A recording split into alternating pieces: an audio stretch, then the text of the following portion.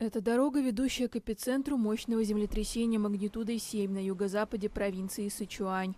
Почти все здесь разрушено. Спасатели работают 24 часа в сутки, разбирая завалы. По последним официальным данным, около 20 человек погибли, более 300 пострадали. Землетрясение произошло во вторник в густонаселенном районе, недалеко от национального парка Цзючжайгоу, места популярного у туристов. Свыше 50 тысяч местных жителей и гостей Китая эвакуированы из района бедствия, говорит сотрудник одного из пострадавших отелей Цзинь Сяофей. Ситуация такая. Туристы – божества. Они и вправду боги. Неважно, пострадали они или нет. Их эвакуировали в первую очередь. Нас же оставили.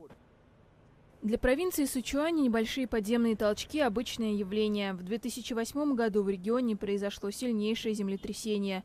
Тогда погибли более 70 тысяч человек.